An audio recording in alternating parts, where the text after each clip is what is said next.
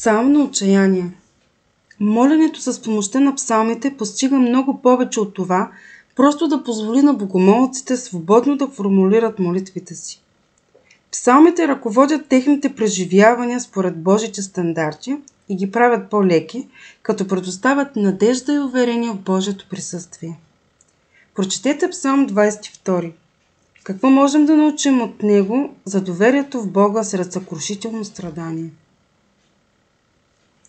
За първия певец по кошутата на зората, Давидов псалм. Боже мой, защо си ме оставил?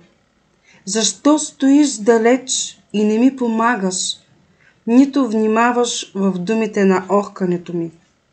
Боже мой, викам денем, но не отговаряш, и нощем, но нямам отдих.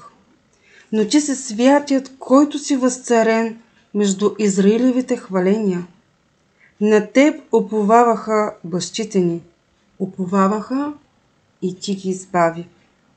Към теб извикаха и бяха избавени. На теб уповаваха и не се посрамиха.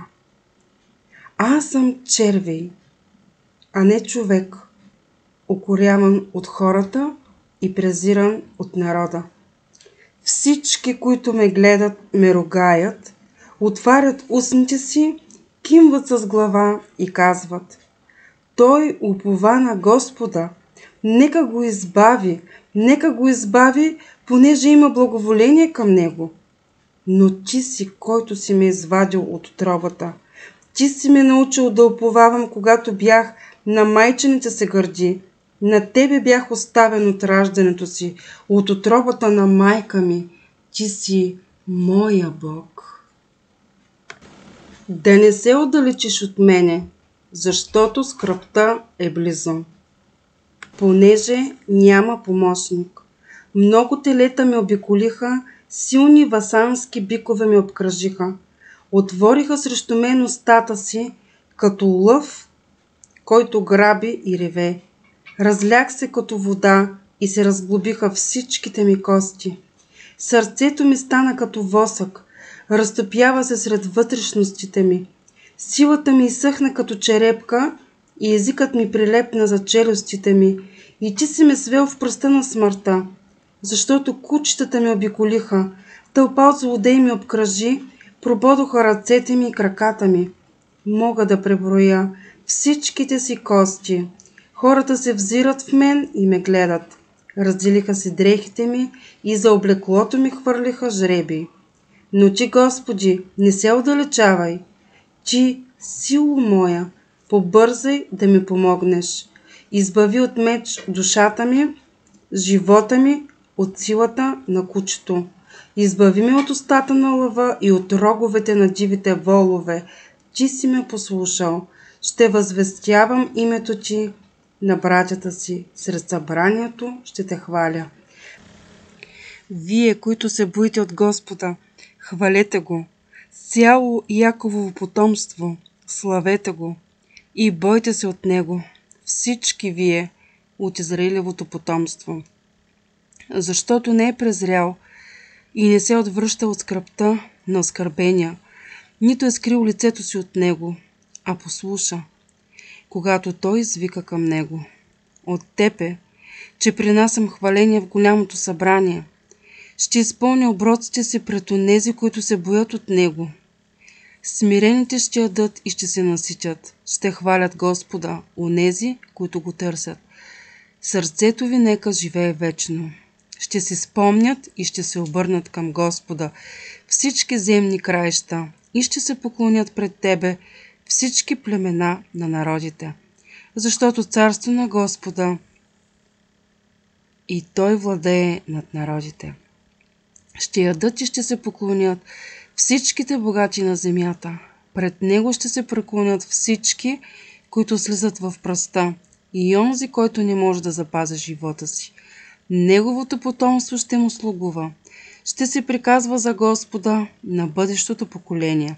Ще дойдат и ще известят правдата му на хората, които ще се родят, като кажат, че той е сторил това. Думите на плач от този псалм, 22, първи стих, могат да помогнат на страдащите хора да изразят скръбта и чувството си за самота. Боже мой, защо си ме оставил? Защо стоиш далеч и не ми помагаш, нито внимаваш думите на охкането ми?